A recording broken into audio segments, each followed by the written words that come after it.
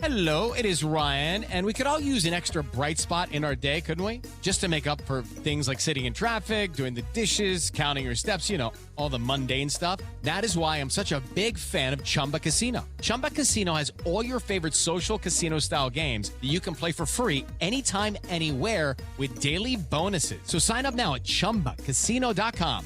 That's ChumbaCasino.com. No purchase necessary. VGW Group. Void where prohibited by law. 21 plus. Terms and conditions apply. Now, The Hunt Palmer Show. Waiting to rise again.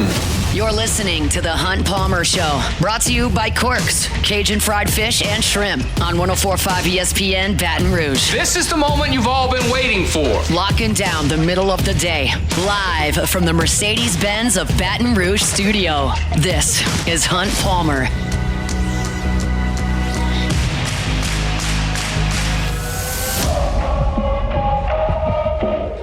Welcome in. Hunt Palmer coming to you from the Mercedes-Benz of Baton Rouge studio downtown in the capital city on this Friday. Means we're brought to you by Corks, Cajun fried fish and shrimp. About work week in the rearview mirror. Appreciate you hanging out with us here on 104.5 ESPN Baton Rouge. Jacob Beck and Cassie Spazzali back there on the ones and twos. Plenty to do over the next 2 hours. Preston Guy moved back just a touch. 1:30, we'll talk to Preston about all things LSU football, LSU baseball. Got some great news today about a signee who will be pulling his name out of the draft. That's the second Tiger to do so. I want to talk about some execs, coaches, and scouts ranking the top 10 tight ends in the NFL and who does and does not make that list. Plenty to do. We'll get you to the finish line of that work week. Thanks for hanging out with us. Let's get things started the way we do every single day. That's with our Genesis opening drive.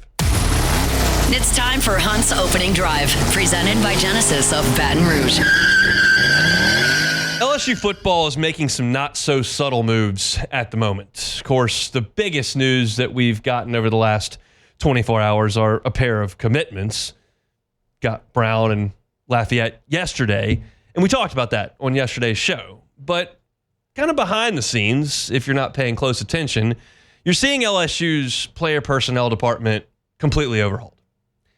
And that's been rumored for a couple of weeks, and now it's starting to come to fruition. Yesterday, we saw the hiring, I guess rehiring is probably the right way to put it, of Jeff Martin. Jeff Martin is an LSU alum. He started here just after 2000 when Nick Saban was the head coach at LSU. He was a grad assistant.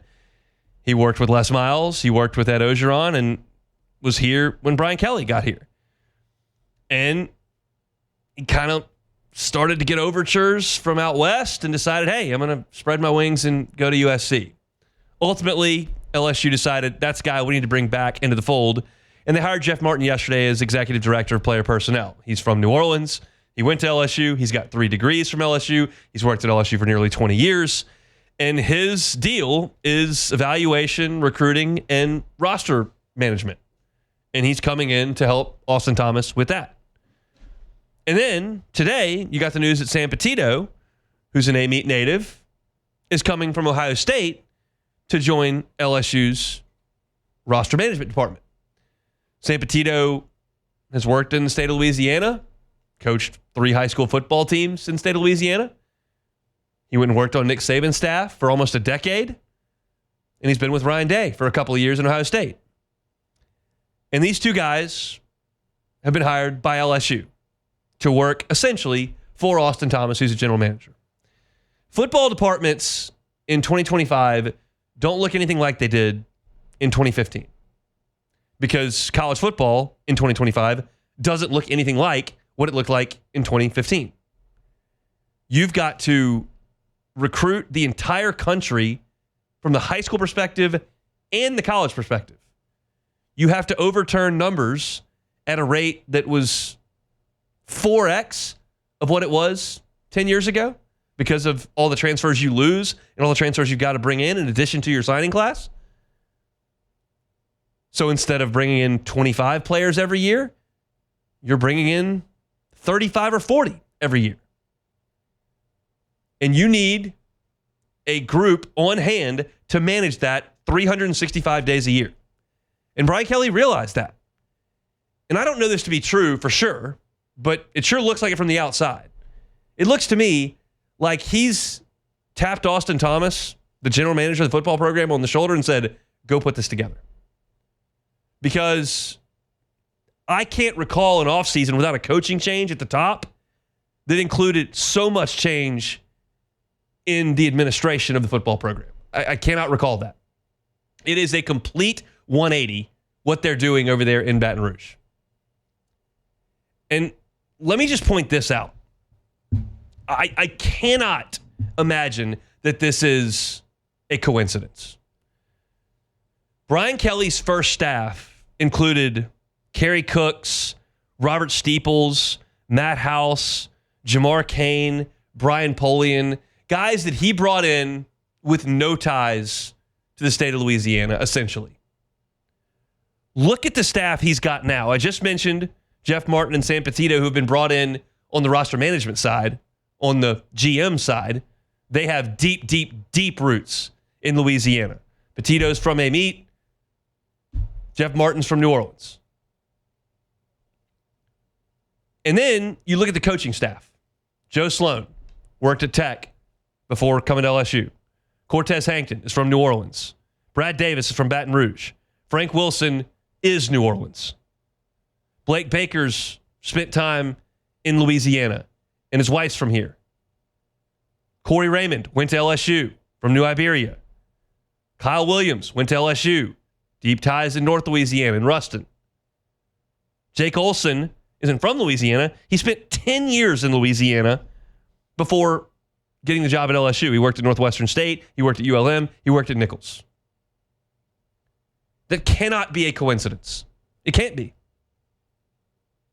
You have got a staff and a personnel department that is entrenched in this state.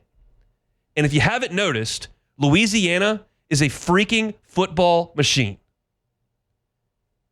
It's got incredible high school talent, great high school coaching, and LSU has been a factory of taking 4- and 5-star players from the state of Louisiana, developing them, winning a ton of games, and shooting them in the NFL where they become stars. And because of the nature of this state, from the high school level all the way up through the NFL, football's a pretty big deal around here. And people make it their lives. And they're good at it. And so I can't tell you what exactly the day-to-day for Sam Petito is going to be. I can tell you he's not on the whiteboard drawing up cover 2 busters. He's not working on double mug blitzes. He's worried about the people in this state, the relationships in this state, and getting players from this state to put on purple and gold. Because when he was at Alabama, he got players from this state to go wear crimson. And Brian Kelly, say what you will about him. You may love him. You may not like him. You may think he's a great coach. You may think he's a bad fit. You may think he's going to win a national championship. You may think he's going to fall flat and get fired. I don't care what part of that spectrum you fall on. The fact of the matter is that when he sees an issue in his program, he is not afraid to change it. Did not retain Corey Raymond as defensive backs coach, fixed it. Hired Brian Polian to run this whole operation, didn't like the way it looked, fixed it. Defense completely fell apart in 2023, cut bait, fixed it. He hasn't reached the pinnacle where he's trying to get to at LSU. There's no question about that. 8-4, 9-3, not going to cut it.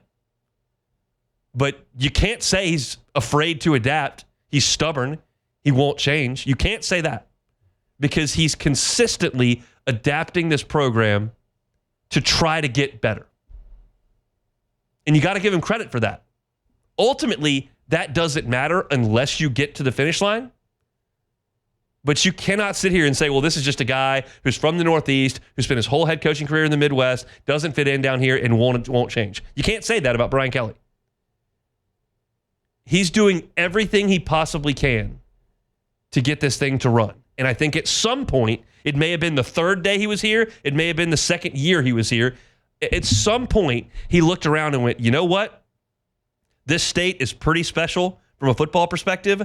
I need to sink my teeth into that and go get it done. And I don't know if Scott Woodward told him that. I don't know if Frank Wilson, who he very smartly brought in immediately when he got here, told him that. I don't know if he just figured it out by being here and putting his feet on the ground. But I refuse to believe that I can run through 1, 2, 3, 4, 5, 6, 7, 8 of his on-field coaching staff that have deep, deep ties to Louisiana, and then the 2 guys he just brought in the last 24 hours to help run things with Austin Thomas, who worked at LSU before he got here. I cannot think it's a coincidence that many people have that deep of ties to this state. It doesn't guarantee you any wins or losses. But I can tell you this. I've been here long enough. You've listened long enough. You've certainly watched long enough. I don't care how old you are. If you're 17 listening or if you're 71 listening. If you've spent any time around here, you know how good you can be in Tiger Stadium on a Saturday night in the fall if you surround yourself with a lot of dudes who grew up in this state. And I know that Nick Saban kept Sam Petito around for 8 years in Tuscaloosa, and that's about all I need to know. If you can stay on that man's staff and in that man's good graces that long, you're doing something right because he doesn't allow for anything less than that. So, again, I don't know what the day-to-day is for Sam Petito. Not a clue. Don't know how impactful he was in getting Devontae Smith to go to Alabama. Maybe he was the whole thing. Maybe he was none. But I know that Nick Saban valued him enough to keep him around for a long time. That's good enough for me. Jeff Martin, I can't speak to day-to-day. I don't know. But I know that Nick Saban kept him around, and Les Miles kept him around, and Ed Ogeron kept him around. And if you can keep everybody happy that long, you're doing something right. So I'm not in position to give you expressly like what Sam Petito and Jeff Martin are going to do with Austin Thomas. I don't know. But I can read the tea leaves well enough from sitting back here and looking at the whole situation and go, you know, there's something that feels right about that. Feels like it's moving things in the right direction. I think LSU, from a people standpoint, has got a recruiting machine in place. Now, from a financial standpoint, that stuff remains to be seen. But to this point in the NIL era, we haven't gotten deep enough into the revenue sharing era for me to look at it. But at this point in the NIL era, LSU is essentially kept up. You signed top 10 recruiting classes out of high school. You've signed the number 1 transfer portal class. You've done all that while buying out a previous head coach, paying a new one $100 million. You've bought out a whole defensive staff. Like, they haven't run out of money yet. So if you've got the people and the money's held up to this point, it feels like LSU, from a talent procuring standpoint, is in a wonderful position. Now you got to get the guys in. You got to put them on the field. You got to go win games. And that's what we'll start talking about here in 8 weeks. But for right now, you look at what LSU is doing in their player personnel department, and it makes a lot of sense. We'll see what the end result becomes. That's our Genesis opening drive here on this Friday. We're brought to you by Cork's Cajun Fried Fish and Shrimp. We come back. LSU baseball got some huge news today. Player pulling his name out of the draft. I'll tell you who it is. I'll tell you a little bit about him coming up next. The Hunt Palmer Show. Highland Insurance Group, HighlandIG.com is that website. Jonathan Carver and his team, phenomenal folks to work with on the insurance side of things. Right now is the time to look at your property policy and make sure that it's going to respond properly if a storm blows through. They're inevitable in this part of the world. Hopefully, we go through this cycle without seeing a big one. But we know the chance is there that we won't.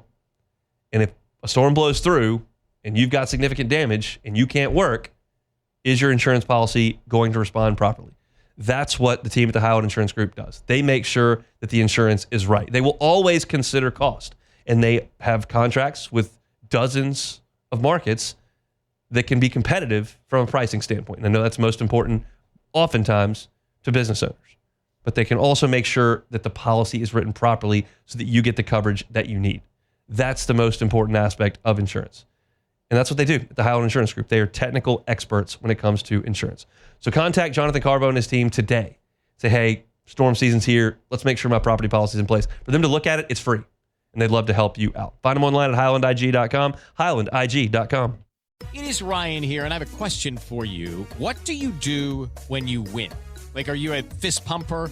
A woohooer, a hand clapper, a high fiver. If you want to hone in on those winning moves, check out Chumba Casino. Choose from hundreds of social casino style games for your chance to redeem serious cash prizes. There are new game releases weekly, plus free daily bonuses. So don't wait. Start having the most fun ever at ChumbaCasino.com. No purchase necessary. VGW Group. Void where prohibited by law. 21 plus. Terms and conditions apply.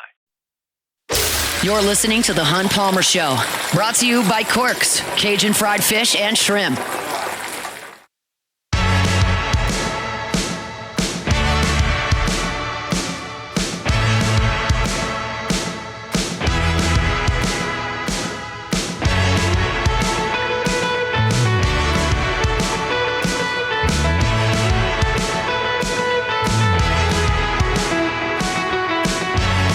Friday shows brought to you by Corks, Cajun Fried Fish and Shrimp. Always love telling you about my friends over at Corks. From the same folks that brought you Kuyon's Barbecue across the river in Port Allen.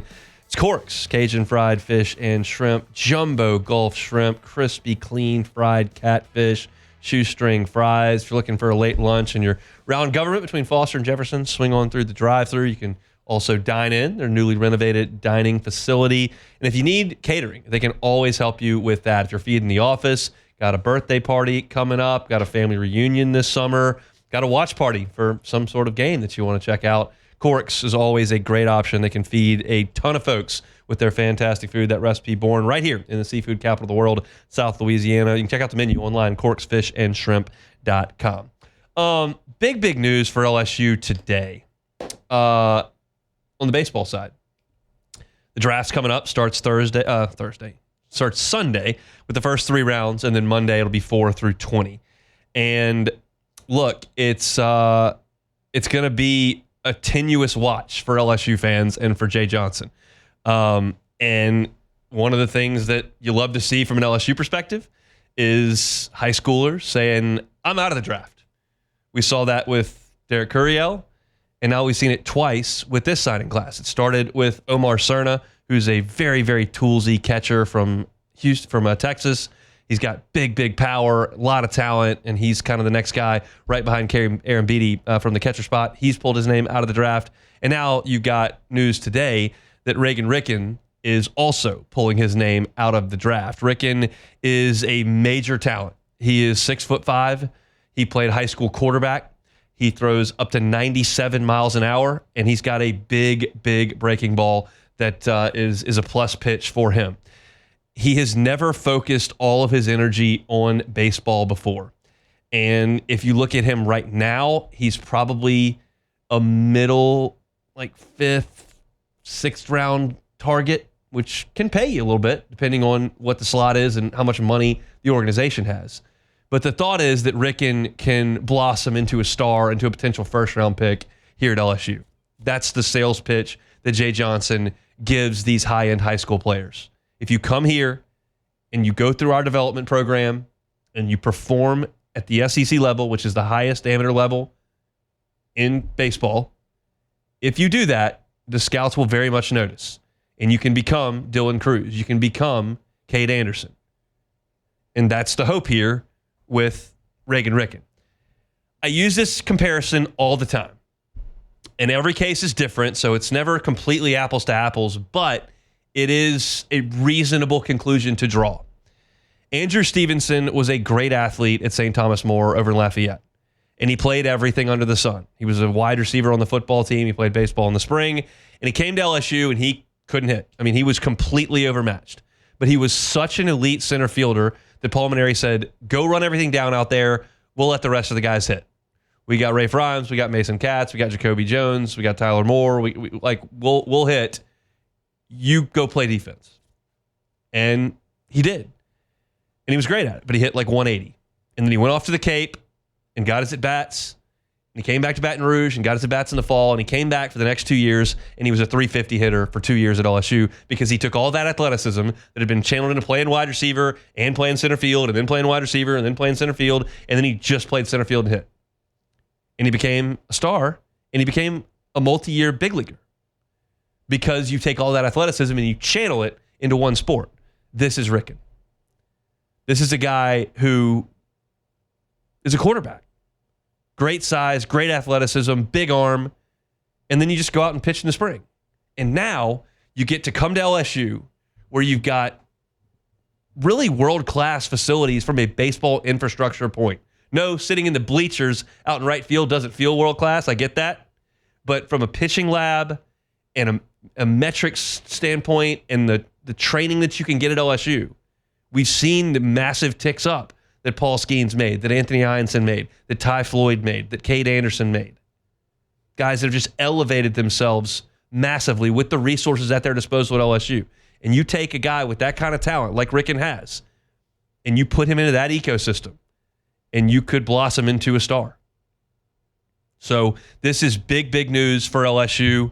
Just a couple days before the draft, they've got a large number of these signees on campus for summer school. I went through that yesterday in my show. If you missed that segment or missed the story on LouisianaSports.net, you can go check that out. I listed every high school signee and what I thought their future was going to be in this draft.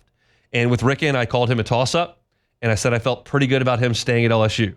Turns out, just hours after I posted that story, Ricken has decided to stay at LSU and pull his name out of the draft. The other thing that I've been asked is that possible? And there was actually controversy on the internet about it. Like, isn't everybody just eligible for the draft? Or can you actually pull your name out? You can actually go through the process of making yourself ineligible for the draft. I'm not exactly sure why you would do that. Feels like just kind of shutting a door, but I'm happy with it because that means that Reagan Ricken is going to be at LSU, and Derek Curiel came to LSU and was a superstar and was National Freshman of the Year. But you can go through that process, and it appears that Reagan Ricken is going to do that. Hopefully, he can rub off on some of his fellow freshmen who have enrolled and are going through summer school and doing some working out, but also their agents are working the phone line, and it happens quite frequently that someone who is enrolled in summer school and working out at the box goes in, cleans out their locker, and signs a big check. And that's going to happen in the next couple of days. Like, that's just... There are too many really, really good players in that signing class for Jay Johnson to keep all of them. There are too many. The professional ranks are going to come for them. But every time you get a win, it's a big deal. I told you yesterday that I thought there were 6 guys of the 17 that LSU really wasn't going to get. That left 11. If you could get 8 of those 11, that would be great. Like, that would be awesome. But that's a big ask. You got one in the boat with Reagan Ricken here. If you want to see some video of him, I put a link to a tweet from one of his workouts in my story at LouisianaSports.net, or you can search his name on Twitter. It's a fluid delivery. It's a big arm.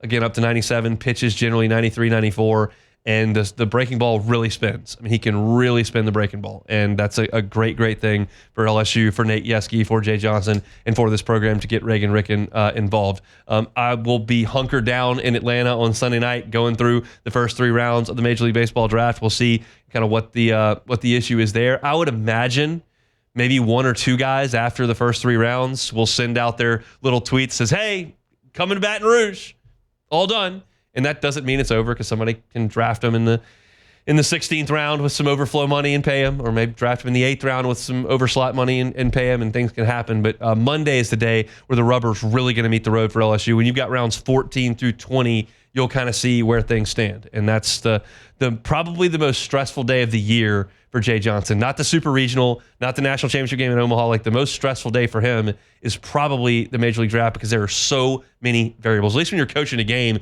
you've got your dudes out there, you go play. You got to send a pinch hitter up there, you go do it. You got to warm somebody up the bullpen, you go do it. This is completely out of his control. He can just sit there and work the phones, and that's all he can do. It's a stressful, stressful day for a lot of baseball coaches around the country, but more so for those at the top of the sport that are recruiting at a level like Jay Johnson is, like Dave Van Horn is, like Tim Corbin is, like Kevin O'Sullivan is, like Jim Schlossnagle is.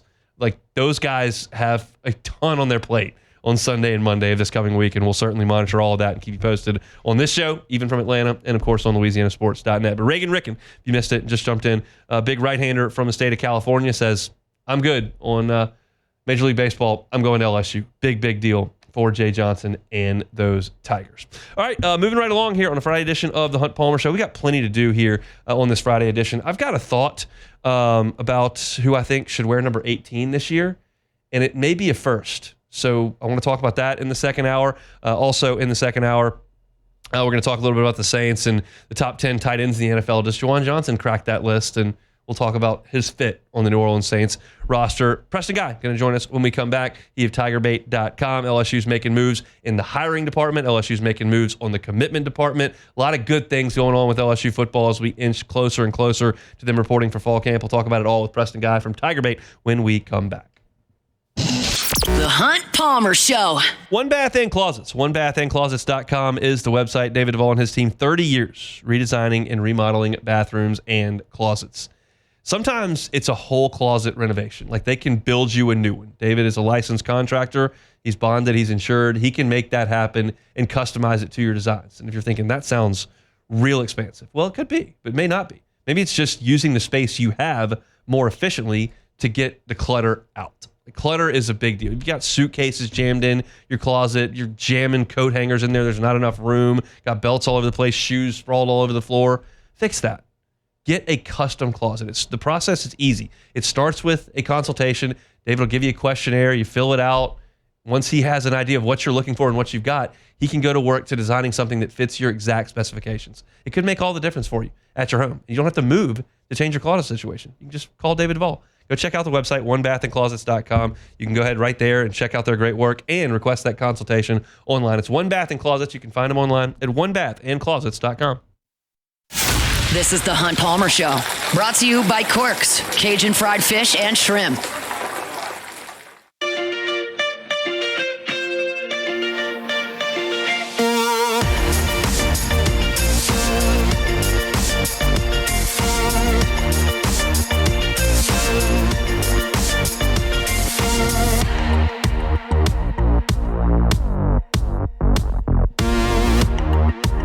Working towards the weekend. For some, it'll be a more fun weekend than others. Some have, 3-year-old and a 4-month-old to take care of by themselves. Are you talking about you? I am. Okay. But how did it go last night?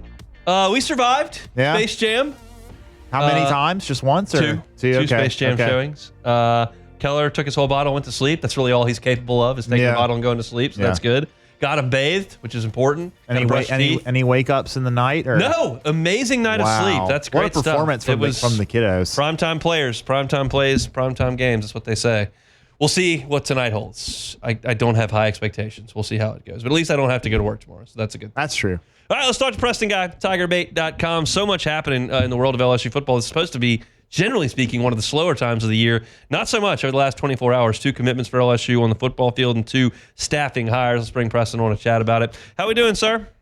All right, doing good, but I'm getting a little anxious listening to you talk about that kid. I feel like I'm looking 6 months into my future hearing you talk about that. It's a different world, sir. You got one that always wants attention and one that literally needs it all the time. And it's hard to split when you've only got one person in the house. But we make it work because Dad was in Omaha for 2 weeks, so Mom can go to Vegas for a weekend. That's the way that trade-off generally works out. But yeah, it's a whole new world. You'll get there. All right, let's talk some. What you got? Just so we're clear, you won that by a wide margin. Yes, that's true. That is very, very. And I'm going to Atlanta for a week coming up on Sunday, so it is what it is. Work calls. I'm doing all these trips are work trips.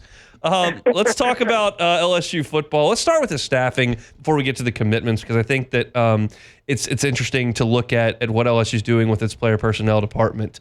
It appears to me that Austin Thomas is kind of calling the shots and they're bringing some folks home. What can you tell us about the hires that LSU's made with Jeff Martin from USC and Sam Petito from Ohio State?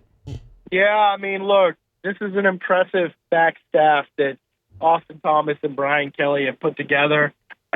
Jeff Martin returned after being really instrumental in a lot of the roster moves for that 2019 run LSU made, which I think looking back, I think we can give a lot of credit to the roster that was assembled for that 2019 team, a little less than the coaching itself.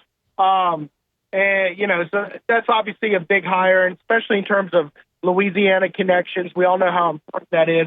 And then LSU brings in today Sam Petito, who is player personnel director at Ohio State. And he's from my meet, so you understand what the connection is there. I don't know if his role is going to be a lateral move or if he's maybe even taking a little lesser role or whatever, but it's good for LSU. I'm going to tell you, the first thing I thought of when I saw that was, isn't there a kid at Catholic High committed to Ohio State?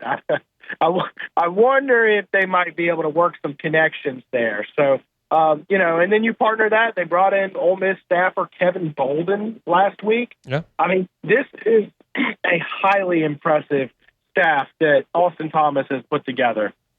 I opened my show with this today, and you mentioned it briefly there, but I can't think it's a coincidence that you look at all three of those hires with deep, deep Louisiana ties, and then you've got Joe Sloan, Cortez Hankton, Brad Davis, Frank Wilson, Corey Raymond, Kyle Williams. Like, there is so much Louisiana running through that football program, and that wasn't the case when Brian Kelly took over. Do you think there was some sort of realization on his part early on that he needed to flip that?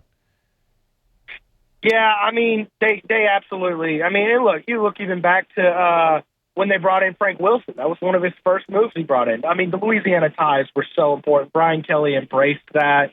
And frankly, he's done a very good job of getting these tie-ins.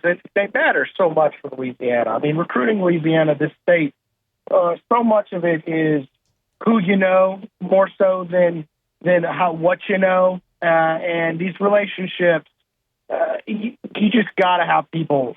You cannot be a complete outsider and get things going, especially when as talent-rich as this state is and as many kids want to come play for LSU, it matters. And, of course, in this money era, it's a little more difficult to get these kids to stay home if their other parties are interested nowadays. So all that, I think they've done a wonderful job of it.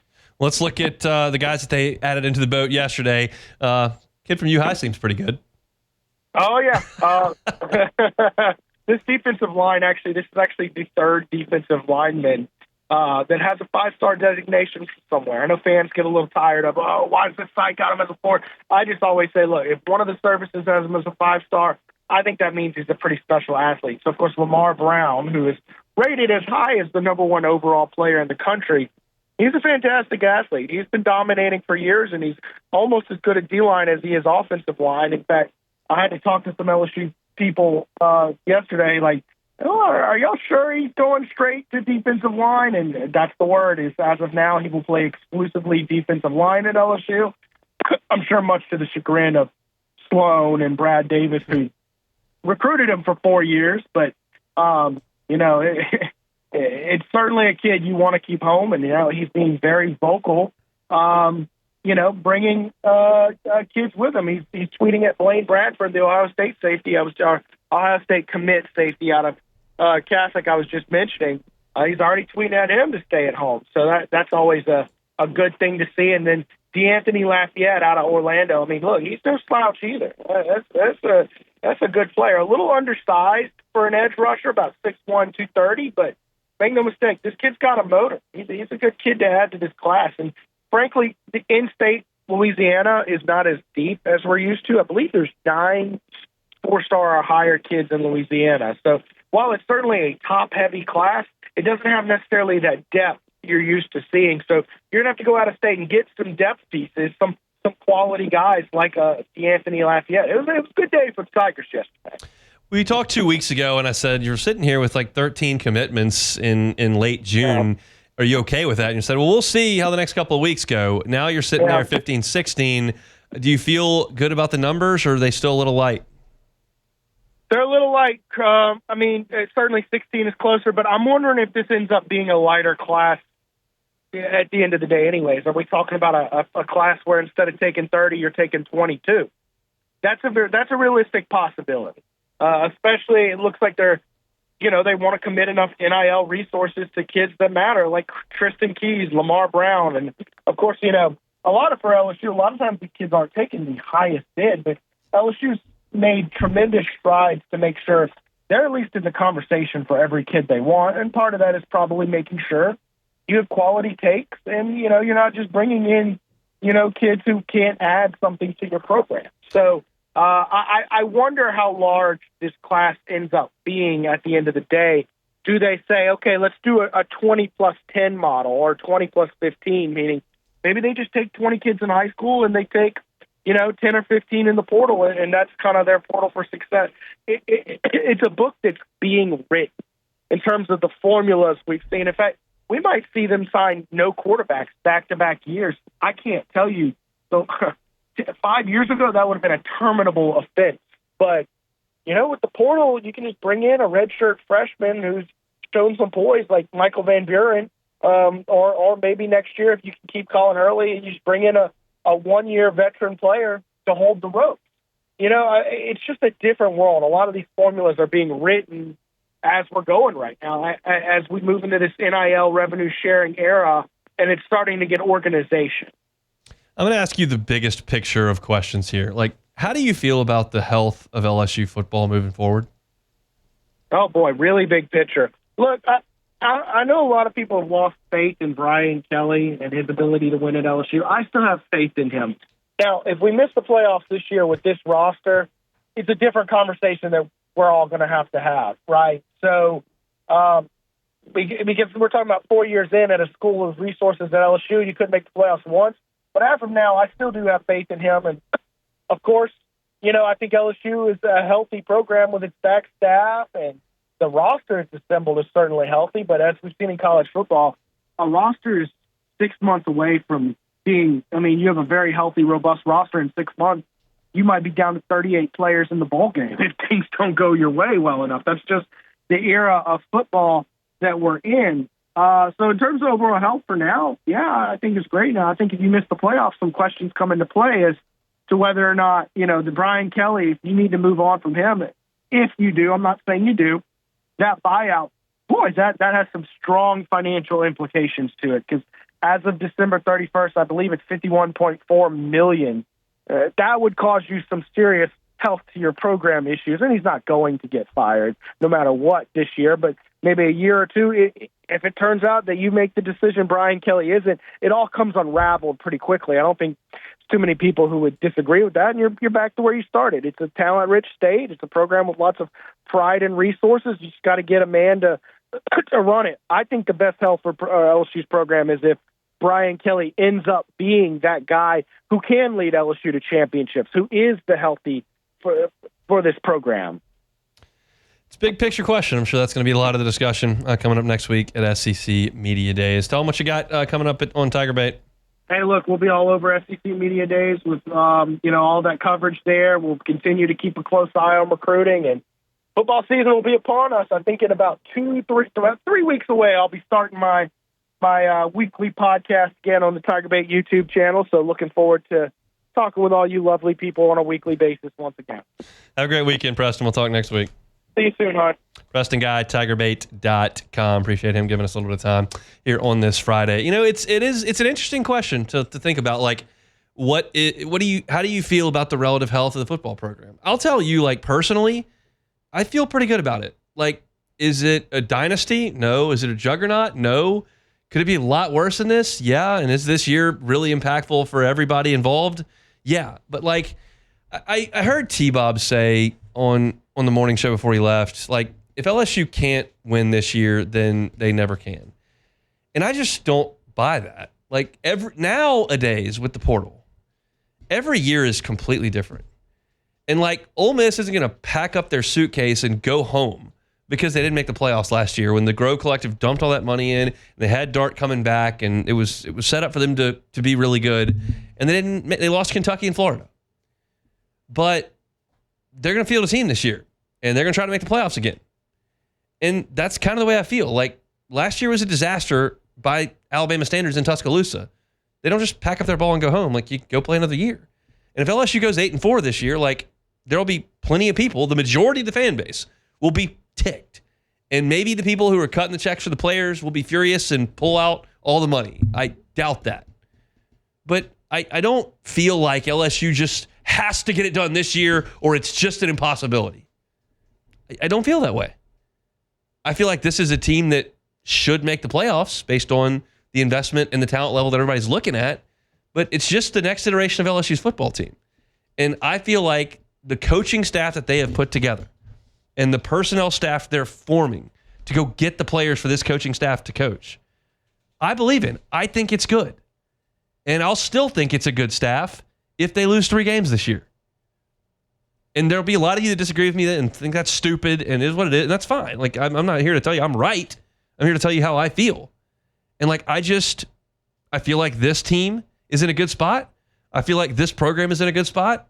And just because maybe you lose at Clemson by 7 and you might go to Tuscaloosa and get beat by a field goal, and maybe you get tripped up by DJ Lagway or Florida or something, that doesn't mean that you're just a disaster of a program that has to fire everyone, pay $50 million to make one staff go away, and then hire a new one for another 80. Like, I'm just not that reactionary. And I think that's probably why my feelings on football differ from a lot of LSU fans, and why I handle baseball, or why I prefer the slow-moving baseball season where you don't have to wildly react to every win or every loss.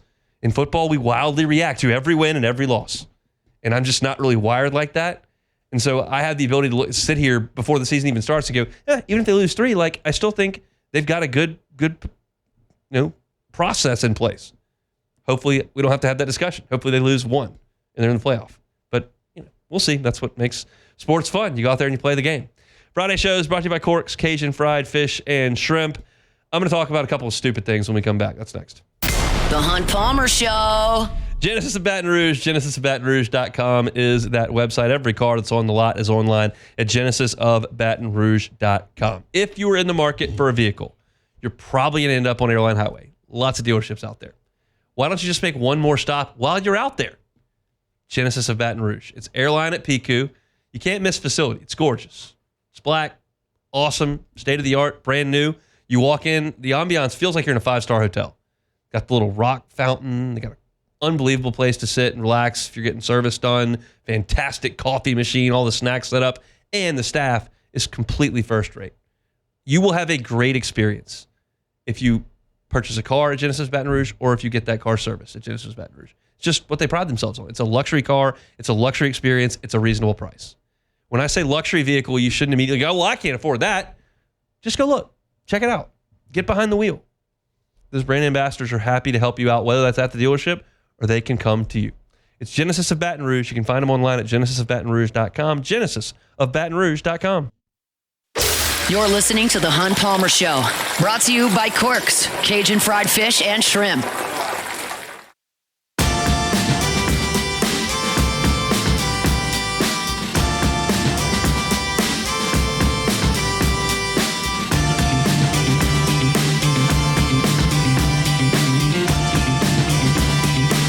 Friday shows brought to you by Corks, Cajun Fried Fish and Shrimp. Exciting stuff here if you're an MMA fan.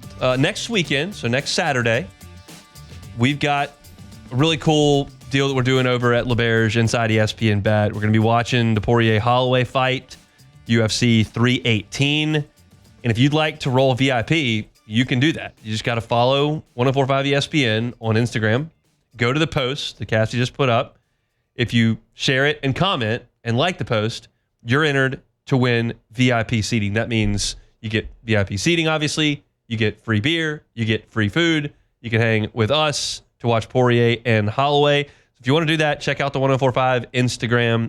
It's at ESPN 1045 on Instagram. Like the post, comment on the post, and you can win VIP tickets to UFC 318 watch party at LeBerge inside ESPN Bet.